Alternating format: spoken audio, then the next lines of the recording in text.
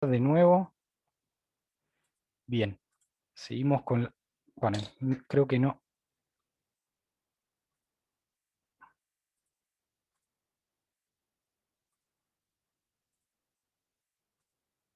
Ahí está,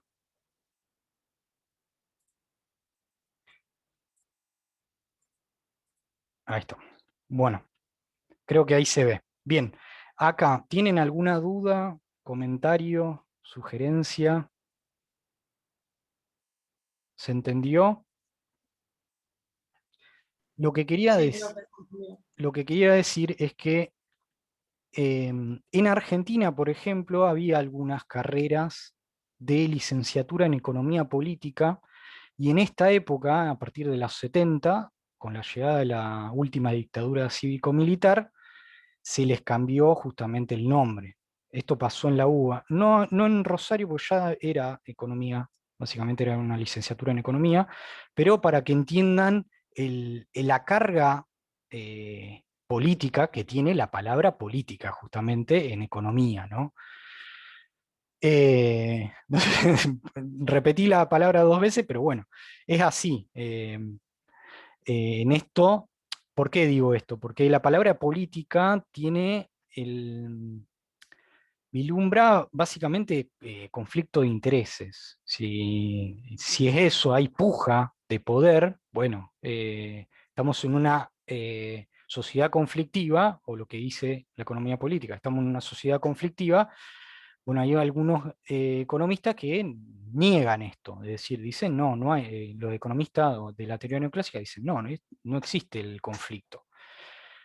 Bueno, estas ideas muchas veces se cristalizaron en gobiernos a través de lo que nosotros conocimos como neoliberalismo, y que también lo fueron en términos hegemónicos, digo, la economía clásica, si bien Smith y Ricardo eran liberales, en sus escritos se veía la puja política entre clases sociales y el conflicto. Eh, en cambio, ya la economía neoclásica, a partir de la década del 70 del siglo XIX, no, ya negaba eso incluso, negaba que la existencia de conflicto.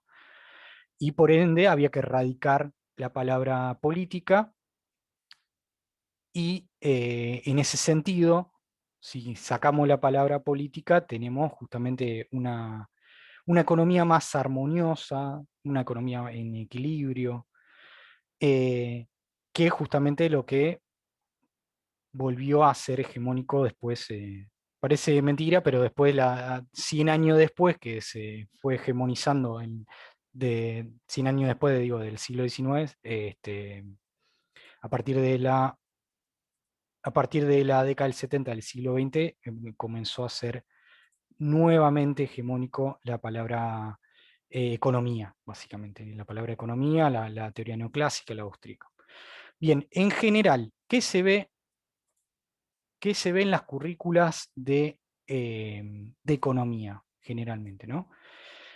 Acá lo que vemos es un esquema, es decir, es un esquema en el cual se puede ver toda, o algunas teorías, no son todas las teorías económicas o de la economía política, de, y es un arco teórico ideológico, porque vemos que el marxismo está a la izquierda, y, a ver qué, saco el puntero, el marxismo está a la izquierda, y la teoría neoclásica con sus distintas vertientes, que llega hasta acá en realidad la teoría neoclásica, las derivaciones de la teoría neoclásica van desde los neo-keynesianos, los austríacos, los monetaristas, etcétera, etcétera, eh, están justamente a la derecha.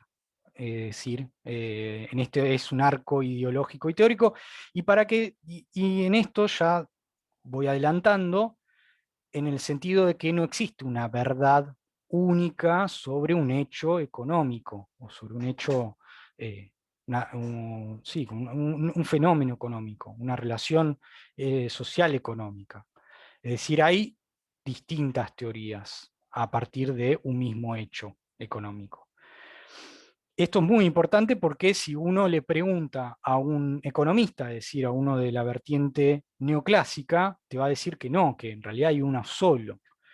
Es muy curioso esto porque, digo, tiene que ver con que si bien en las currículas de economía política vemos todo el crisol de teorías, incluyendo a la teoría económica, es decir, incluyendo a la teoría neoclásica, en las currículas económicas, es decir, en las licenciaturas en economía, por ejemplo, solo se ve teoría neoclásica, por ejemplo, y no se ve teorías marxistas, ni de la regulación, ni post-keynesiana.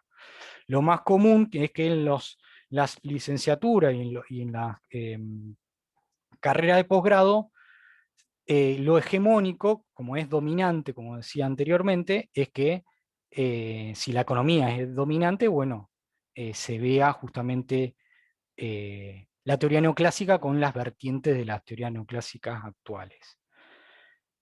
En cambio, en las currículas de economía política no, vemos todo.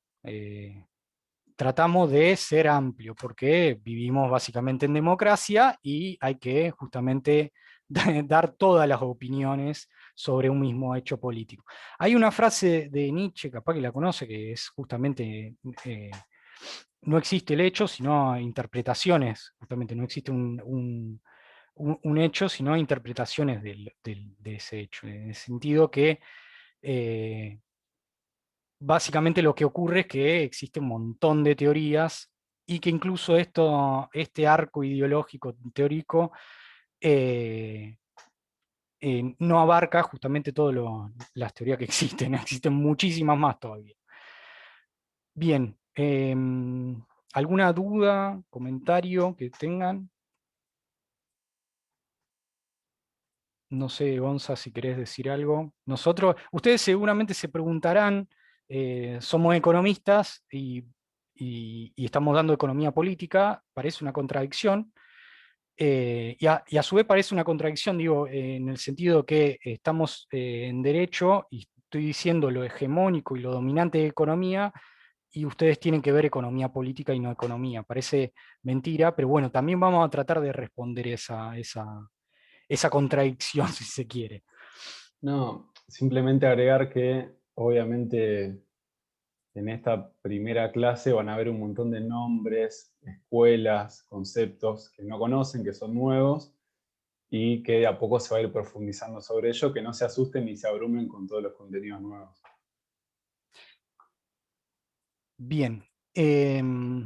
Bueno, tiene que ver con esto. Bueno, vamos a ver economía política en derecho cuando la matriz dominante es economía. Y tiene que ver con que, eh, perdón, tiene que ver porque son muy distintas la economía y la economía política. ¿Qué es el objeto de estudio? El objeto de estudio viene a decirnos exactamente qué estudia justamente la disciplina. Es decir, ¿en qué me voy a focalizar para estudiar esta disciplina? Son totalmente distintos si uno lee en un manual, entre comillas, de economía, la definición es muy distinta a la de un manual de economía política. Es decir, eh, la economía es una cosa, estudia una cosa en particular, y la economía política estudia otra cosa en particular. La economía, si uno le pregunta justamente a un manual qué es la economía, te va a responder que es la manera más eficiente de asignar los recursos, que para la economía esos recursos son escasos, es decir, hay un límite en términos de oferta ante necesidades ilimitadas. ¿Qué significa esto? Bueno, por ejemplo, no sé, a ver, tengo acá un celular. Pónganle que existen 10 celulares en esta reunión, somos 40 personas, hay que asignar esos 10 celulares en las 40 personas. ¿Cuál es la forma más eficiente, se va a responder la economía, para asignar un celular entre las 40 personas? Que es justamente lo que ven acá en la pregunta. cuál es la manera más eficiente de organizar estos recursos que son escasos y estas necesidades que están superadas por el número de celulares que hay. Bueno, ¿qué dice la economía? Lo va a resolver el mercado de la mejor manera. ¿Por qué el mercado lo va a resolver de la mejor manera? Bien, porque lo que va a responder es que, bueno, el mercado va a hacer que los productores de celulares lo hagan, dada la competencia, al menor costo posible, es decir, ahí hay una ganancia para la economía en general, es decir, eh, la competencia asegura que la producción de los celulares se hagan al menor costo posible, y si hay alguno productor de celulares que lo produce a un costo mayor, bueno, va a ser penalizado por el mercado, básicamente. Y del lado de los consumidores, bueno, el mercado va a asegurar que justamente el celular termine yendo o termine siendo comprado por aquellas personas que más lo desean, que más lo necesitan. Es decir, a través del mercado y del precio del mercado se va a reflejar esas necesidades que tienen los consumidores, y si un consumidor tiene muchísima necesidad de tener un celular, bueno, va a pujar y va a dar un precio más alto, y en el precio más alto está dando a entender que lo necesita mucho más que otras personas que pujan por un precio menor. ¿Se entiende? Entonces, sí, es eficiente el mercado, van a decir los economistas, porque por un lado el productor lo va a producir al menor costo posible y a su vez va a tener una ganancia.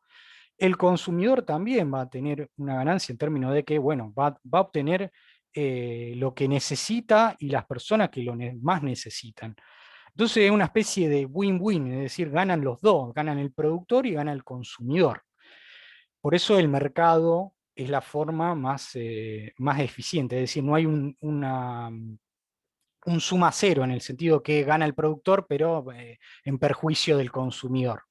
Sino, como puede ser, no sé, cualquier servicio de internet o cualquiera, incluso el que estamos, en cualquier servicio, no sé, monopólico, que bueno, te ponen un precio altísimo y te brindan un servicio mediocre, ¿no? En el caso de la economía, no, dice, bueno, el mercado va a asignar estos celulares que son escasos, entre comillas, y en forma lo más eficiente posible. La economía política tiene se dedica a otras cuestiones en relación a esto. ¿A qué se dedica? Básicamente viene a responder sobre las relaciones sociales de producción, producciones con básicamente el proceso productivo, el proceso de trabajo, de cómo se produce, qué se produce, cómo se produce un celular, quién lo produce, si se produce en China, en Asia o se ensambla en Argentina, etcétera, etcétera, sobre las relaciones sociales de distribución que tienen que ver con cuánto ganan los distintos actores que intervienen en la producción, es decir, cuánto gana el empresario, cuánto gana el trabajador, etcétera, etcétera. Cuánto se lleva al Estado a través de los impuestos, etcétera, etcétera. Y por otro lado, estudia las relaciones sociales del intercambio, es decir, la comercialización de esa producción a través de los ingresos que obtienen los empresarios, los trabajadores, bueno, van a ir al mercado y van a obtener justamente esa producción, es decir, se van a hacer con esa producción. Entonces, lo que viene a responder la economía política son un marco mucho más amplio de preguntas. Tiene que ver con la producción, tienen que ver con la distribución, es decir, cómo se distribuye lo producido entre la población, y también tienen que ver con, al estudiar las relaciones sociales, es decir, ver si existen asimetrías en esas relaciones sociales. Porque puede tener más poder un actor económico que otro, básicamente, y esto es posible. Y lo puede tener en la producción, lo puede tener en la distribución y lo puede tener en el intercambio, más poder que otros actores. Es decir, si existen asimetrías de poder en estas relaciones, si las condiciones de intercambio son competitivas, si son oligopólicas, si son monopólicas, etc. Viene a responder todas estas preguntas. En cambio, la economía viene a decir, no, bueno, tratemos eh, de justamente amoldarnos al mercado, es decir, el mercado va a través de las leyes del mercado, va a tratar de asignar estos recursos escasos de la forma más eficiente, porque las leyes de la demanda y de la oferta van a hacer que eso beneficie justamente a todos, a toda la población en general, a los consumidores y a los productores. Bien, ¿se entiende esto? ¿Cuál es la diferencia? Ahora vamos a profundizarlo igual. ¿Se entiende? ¿Hay alguna duda sobre esto? Se Este, entiende, profe. este ejemplo que estoy dando a través de los celulares, ¿cómo lo entiende la teoría neoclásica, ¿no? En cambio, la economía política se va a preguntar cómo se produce el celular, quién lo produce, se les paga bien a los trabajadores que producen el celular, cuáles son las condiciones laborales, las relaciones salariales, eh, cuánto se lleva al Estado, cuántos productores de celulares existen. Es decir, es mucho más amplia la pregunta que se va a hacer la economía política a través de este ejemplo de celular, ¿no? El mercado, en cambio, para los neoclásicos, para la economía, el mercado refleja justamente esas necesidades que tienen los consumidores. Es decir, una persona tiene una restricción presupuestaria, gana tanto, gana, no sé, 10.000 pesos, bueno, se puede comprar un celular con 10.000 pesos, tiene tanta preferencia por el celular que es capaz de gastarse esos 10.000 pesos para comprar un celular. Entonces estamos estudiando el comportamiento del consumidor a través de la economía, ¿no? Y estamos estudiando en la economía el comportamiento a través de cada uno de estos actores. Ahora bien, la economía política va a decir por qué gana 10.000 pesos solamente ese trabajador. Se va a cuestionar eso, básicamente. Va a ser un problema para la economía política. Bien, eh, vamos a dar un ejemplo para que se entienda bien mucho más la diferencia entre economía y economía política. La economía dice que la producción es escasa, la oferta es escasa. Según datos de la FAO depende de la ONU, es Food and Agriculture Organization, si mal no recuerdo, a través de un informe, o de los informes anuales que va publicando, dice, bueno, se produce alimento para 12.000 millones de personas. En el planeta Tierra somos 7.000 millones de personas. De esos 7.000 millones de personas, entre 1.000 millones y 2.000 millones tienen hambre. Estos son todos datos de la FAO.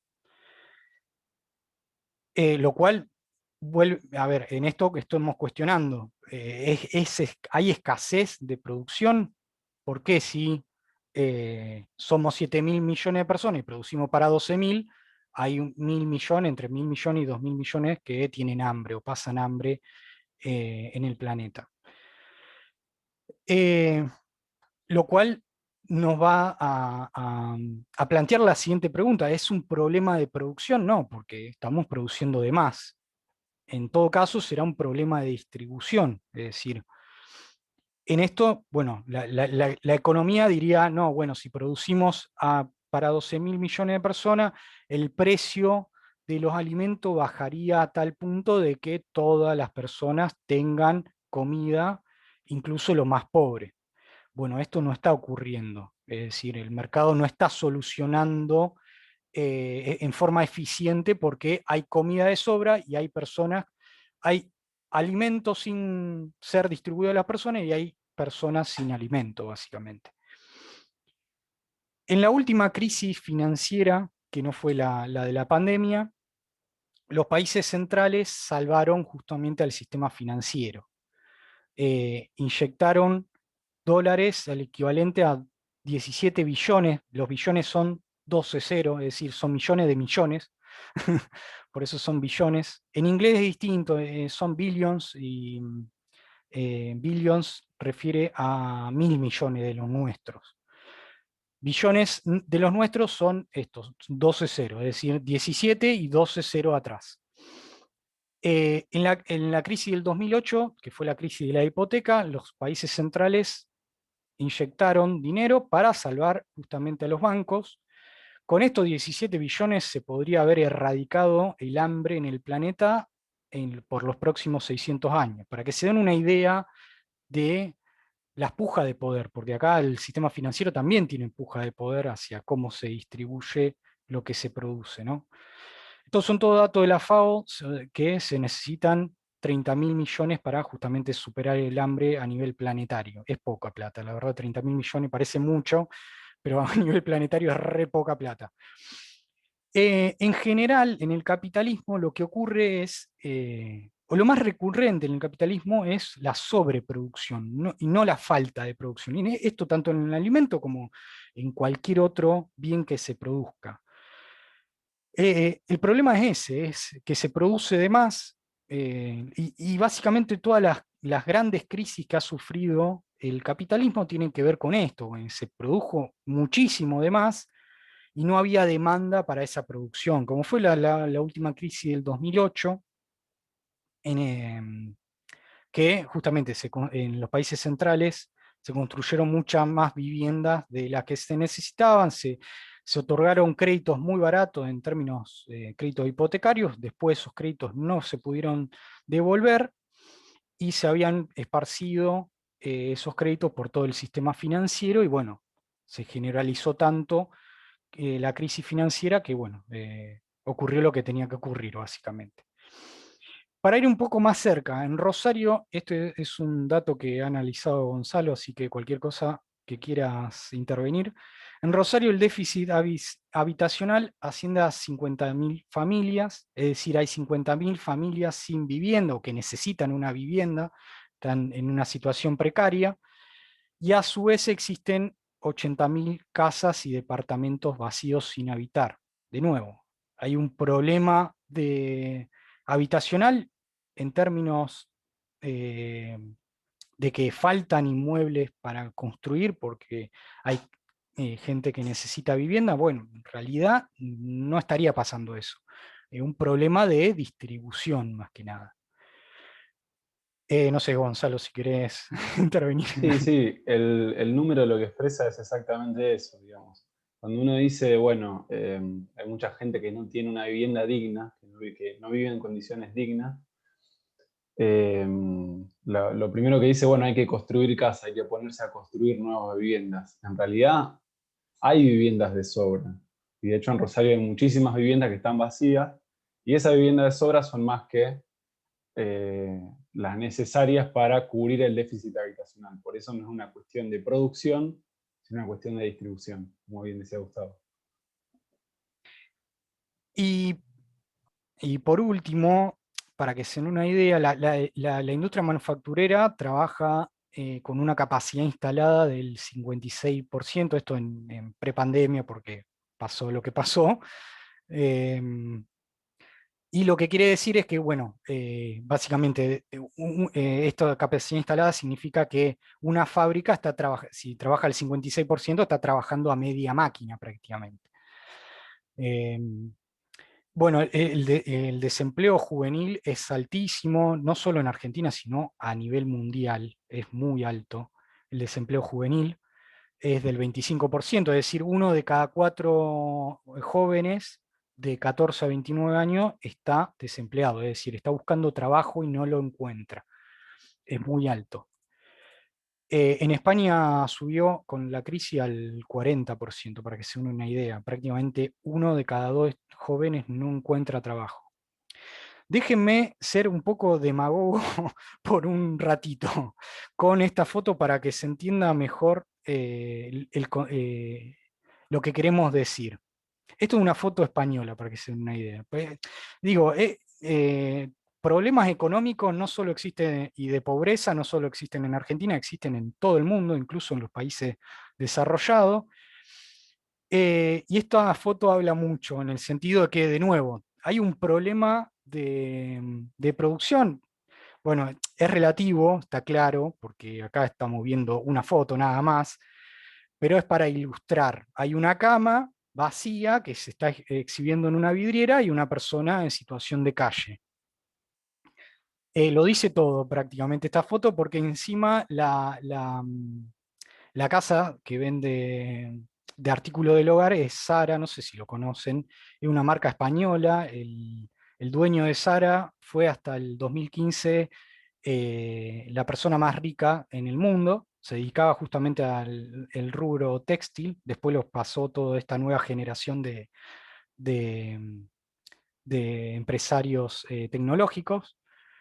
Y lo dice todo porque justamente es una cadena multinacional, es la cadena de la principal marca española, y bueno, justamente hay un español durmiendo en la calle, y bueno, también la clase media que no, nunca empatiza y pasa totalmente de la situación.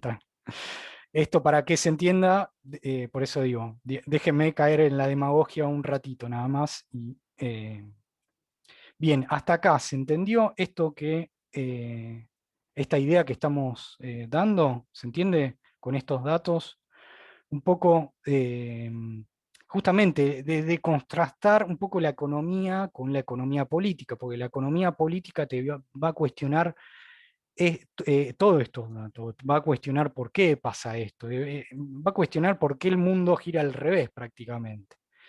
¿Se entiende esto, estas ideas que estamos transmitiendo? ¿Hay alguna duda?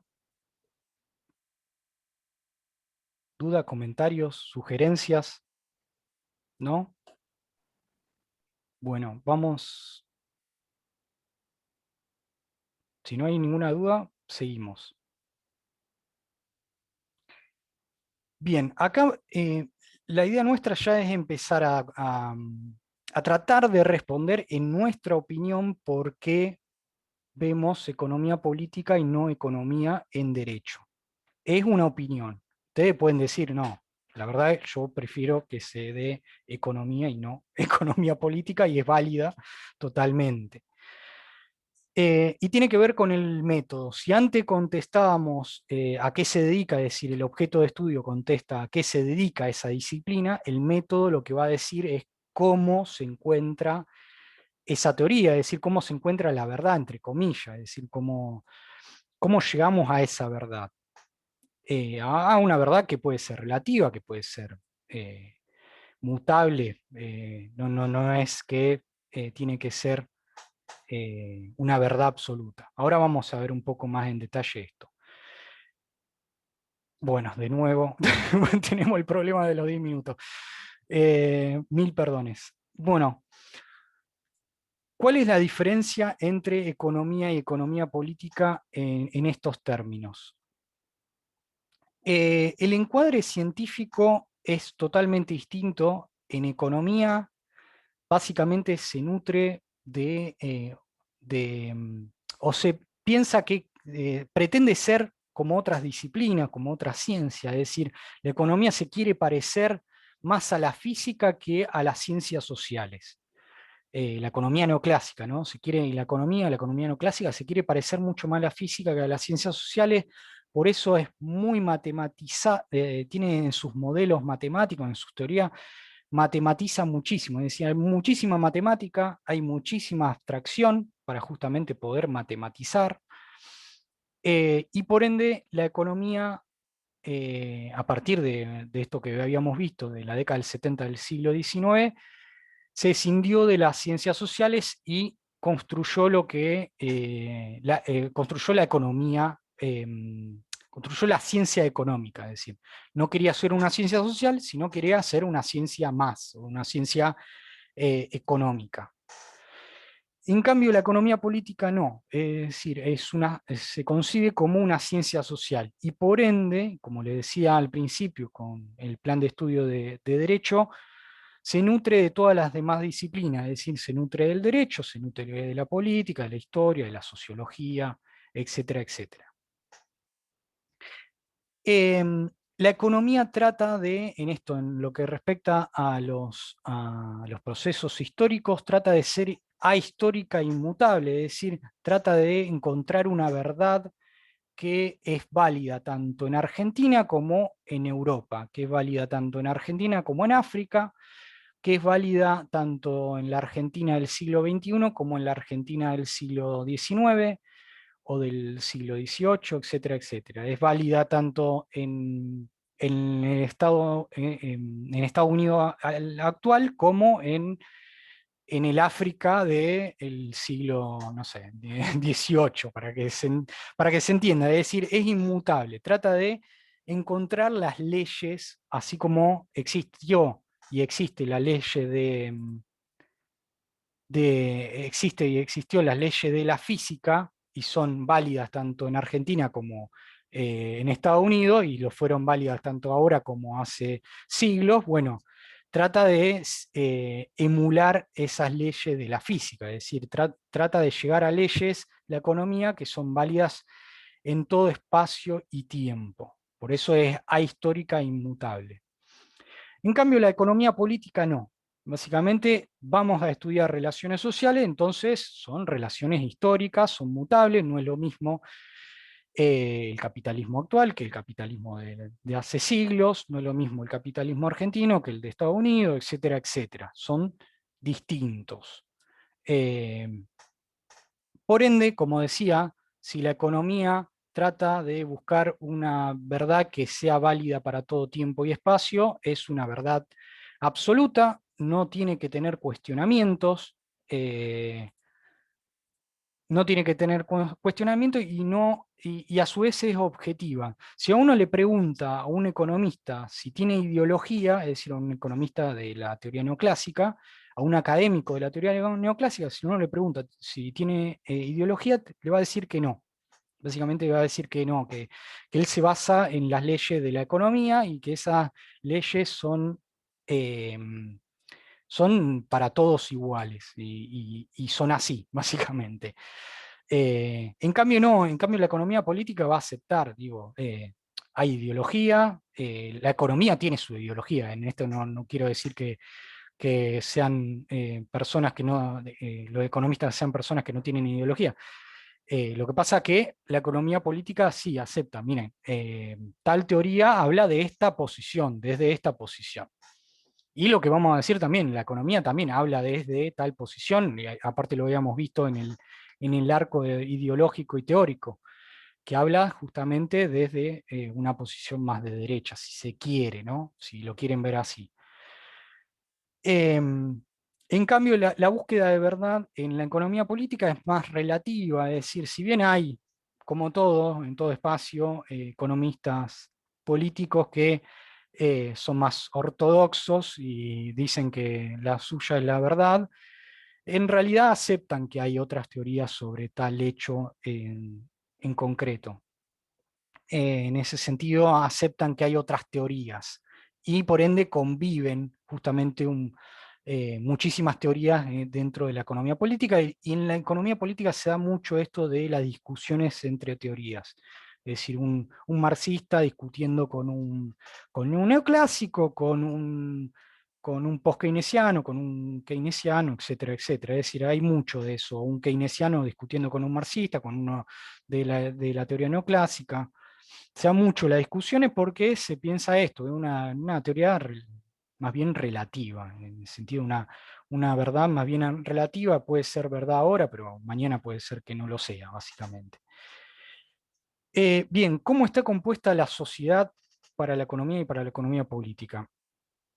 Empezando ya, a ver, a responder esto, dijimos, ¿por qué es necesario que derecho tenga economía política y no economía? Bueno, a mi entender, si la economía política se nutre del derecho y no así la economía, bueno, ya hay un vínculo que podría explicar esto. Veamos economía política porque vamos a ver muchísimas cuestiones de economía política adentro, o muchísimas cuestiones del derecho adentro de la economía política y no así en la economía, lo cual es una respuesta para dar en esta pregunta. La sociedad está compuesta por individuos para la economía, para la teoría neoclásica, es decir, va a estudiar las preferencias de los individuos o de los agentes económicos. Para la economía son agentes racionales que van a tratar de maximizar su bienestar en términos económicos, en términos de felicidad, y por ende entienden a que hay que estudiar a través de lo que se denomina como individualismo metodológico, es decir, la economía, perdón, la sociedad está compuesta por la sumatoria de todos los individuos.